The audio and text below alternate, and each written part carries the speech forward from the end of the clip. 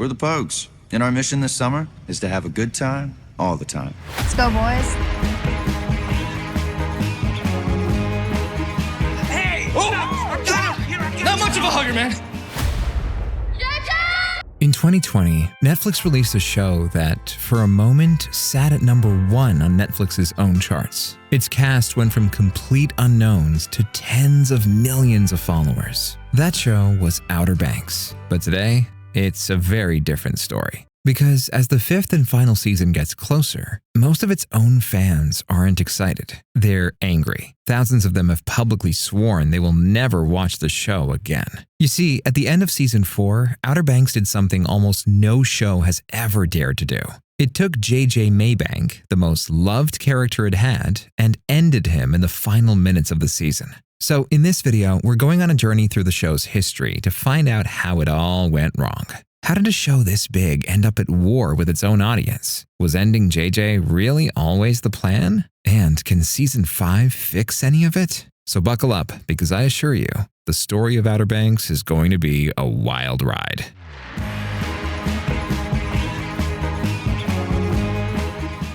The show launched in the first month of lockdown. People were locked in their apartments, and here was a show where a group of teenagers spent every day outside on boats, beaches, and around bonfires. It was everything people couldn't have at the exact moment they couldn't have it. But to be fair, the timing wasn't the only reason season 1 worked. Underneath the surfboards, the show had a genuinely great setup. On one side, the kooks, the rich kids who own the island. On the other side, the Pogues, the working class who served them. And in the middle of it, John B. and his 4 friends hunting for $400 million in lost gold, connected to the mystery of his missing father. The treasure gave every episode a direction, but the real reason people stayed was much simpler: the friendship. 5 kids with broken homes who had nothing except each other. Pogues for life. That was the promise at the center of the show, and everything else was built on top of it. But little did anyone realize, the show had already made the mistake that would eventually sink it.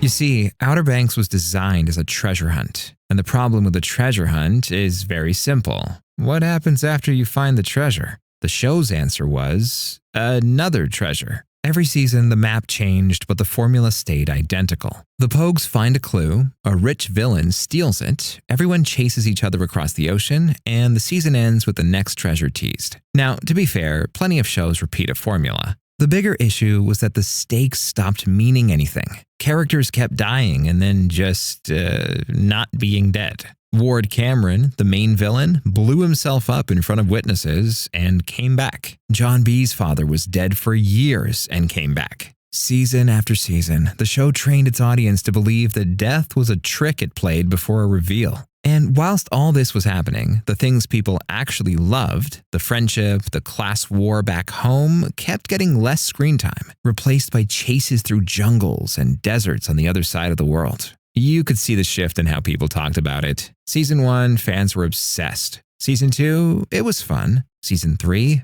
it was background noise. By season 4, the word that kept coming up in reviews and comment sections was one the show had never heard before: boring. The show needed to prove it could still hurt its audience. And this is where things start to get crazy.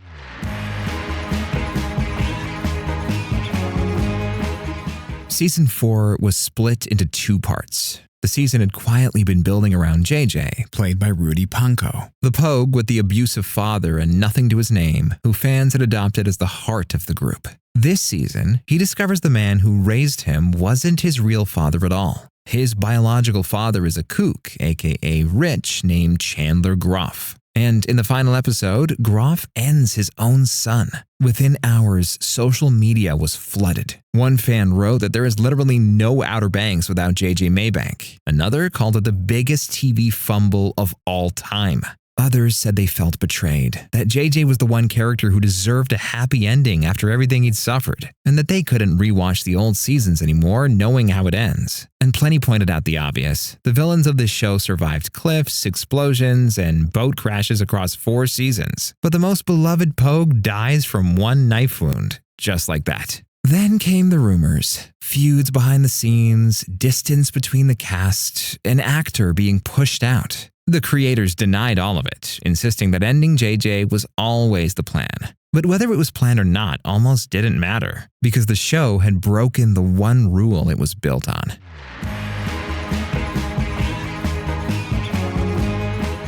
Now, remember back at the beginning of this video when I said thousands of fans swore they'd never watch the final season? Well, here's the uncomfortable truth. Most of them are lying. Because the moment the Season 5 trailer dropped, the same fans who spent the last 2 years posting about boycotts were going through it second by second. And what were they looking for? Proof that JJ is somehow alive. The fandom that claims to hate this show is hunting for a reason to forgive it. And honestly, that might be the most Outer Banks thing imaginable. For 4 seasons, the Pogues chased treasure that kept slipping away and could never bring themselves to stop. Now, the audience is doing exactly the same thing. Hurt, angry, betrayed, and still coming back for one more dig.